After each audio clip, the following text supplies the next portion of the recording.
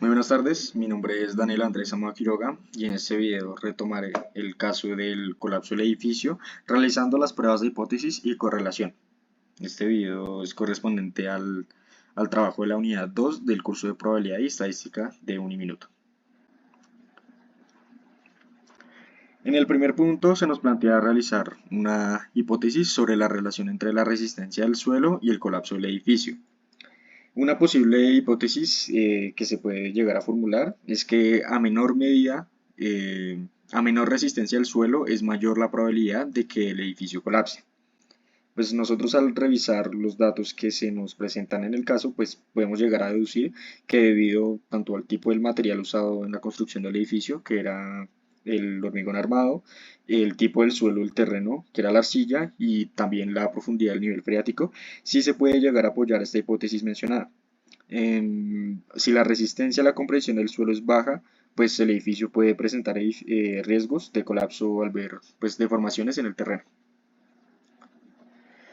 La segunda pregunta nos plantea realizar una prueba de hipótesis para poder determinar si hay una evidencia suficiente para apoyar o rechazar la hipótesis planteada. Para poder realizar esta prueba de hipótesis, pues es necesario tener unos datos cuantitativos que puedan confirmar o rechazar, como lo menciona el punto, pues esta hipótesis que planteé. Pues en este caso yo planteé dos hipótesis, la hipótesis nula o H0 y la hipótesis alternativa o H1. La hipótesis nula dice: no existe una relación entre la resistencia a la comprensión del suelo y el colapso del edificio. Mientras que la hipótesis alternativa es que la resistencia a la comprensión del suelo está relacionada directamente con el colapso del edificio. Nosotros, pues viendo los datos de la resistencia a la compresión del suelo y también la profundidad del nivel freático, sí podemos llegar a apoyar más la hipótesis H1 o la hipótesis alternativa, y una vez apoyando esta hipótesis se va a negar de forma directa la hipótesis nula. En el tercer punto, lo que se nos pide es calcular el coeficiente de correlación entre la resistencia del suelo y la profundidad del nivel freático. Para este punto vamos a utilizar esta fórmula y vamos a utilizar los siguientes datos. De la resistencia a la compresión del suelo, son estos datos, este conjunto, y la profundidad del nivel freático, que vienen siendo estos. Para estos dos conjuntos lo que tenemos que hacer es calcular las medidas de tendencia central, la media, la mediana y la moda, para los dos, siendo la mediana el dato que vamos a utilizar con mayor frecuencia para este punto, para el cálculo del coeficiente de correlación. La media obtenida de la resistencia a la compresión del suelo viene siendo 12.6 y la media de la profundidad del nivel freático viene siendo 5.58. Estos dos conjuntos los vamos a colocar en una tabla, los vamos a nombrar como X y Y, y para la tercera columna lo que vamos a realizar es una resta entre el primer valor, que viene siendo de X, de la resistencia a la compresión del suelo, y lo vamos a restar con la media. En este caso viene siendo 10.8 menos 12.6. Vamos a obtener un valor de menos 1.8. Se va a realizar esta operación con todos los datos de esta columna y los vamos a plasmar en esta columna. El mismo proceso se va a repetir con Y, pero la diferencia es que la resta no se va a realizar con esta media, sino con la media de la profundidad del nivel freático, que es 5.58. En este caso, se va a restar este valor de 4.9 menos 5.58 y obtenemos un valor de menos 0.68. Para la quinta columna lo que se va a realizar es tomar los valores obtenidos de esta resta y se van a elevar al cuadrado. En este caso, menos 1.8 elevado al cuadrado da 3.24. Lo mismo se va a realizar con todos los datos, tanto en esta columna como en esta, con estos valores. Por último, en la última columna, lo que se va a realizar es una multiplicación entre los datos de estas dos columnas, de x menos x y y menos y, obteniendo para el primer caso de la resta de menos 1.8 por menos 0.68 un valor de 1.224. Lo mismo se realiza para todos los datos y para estas últimas tres columnas lo que vamos a hacer es realizar una suma de todos los datos para poder más adelante pues reemplazar estos valores dentro de la fórmula. En este caso 7.3 se ve reflejada en el denominador, 1.428 también se ve reflejado en el denominador y 3.18 en el numerador. El resultado obtenido es de 0.98, 492, 142, 83. La cuarta pregunta nos pide calcular la fuerza y dirección de la relación mediante un gráfico de dispersión y el coeficiente de correlación.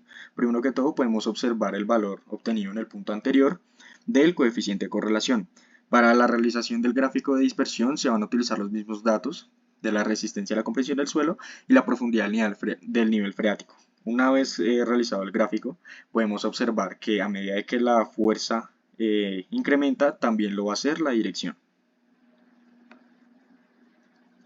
La quinta y última pregunta nos pide calcular la correlación entre la magnitud de los terremotos y el número de réplicas mediante una prueba de correlación.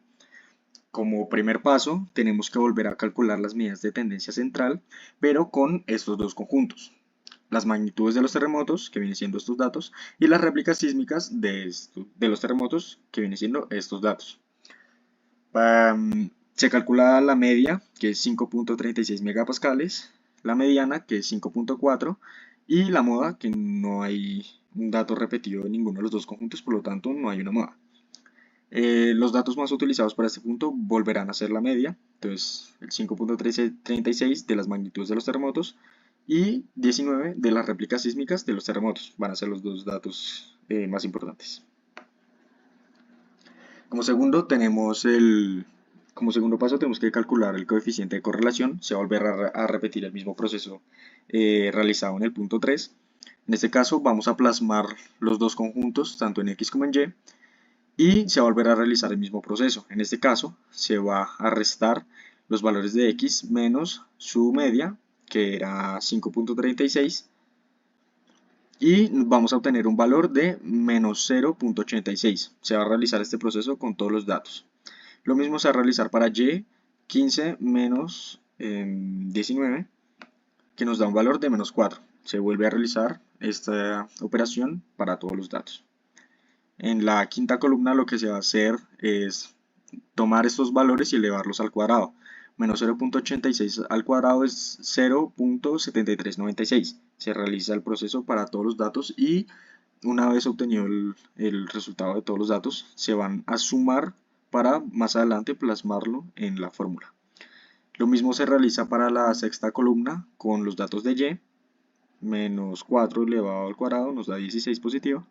Y acá podemos observar la suma total de los datos. Como por último, en la última columna lo que tenemos que realizar es la multiplicación de estos dos datos. Menos 0.86 por menos 4 da 3.44. Acá podemos observar la suma de estos datos. Reemplazándolo en la fórmula podemos obtener un valor de 0.9933992678 de coeficiente de correlación. Y por último, tenemos el gráfico de dispersión. En este caso, lo realizamos en base a los datos de las magnitudes de los terremotos y las réplicas sísmicas de los terremotos. Podemos observar que en el gráfico de dispersión, que estos datos van aumentando. A medida que la magnitud de los terremotos aumentan, tiende a que las réplicas también aumenten. Ya por último, estas fueron las referencias bibliográficas que utilicé para la realización de este video. Y ya vendría a culminar mi video para la segunda unidad de probabilidad estadística. Muchas gracias.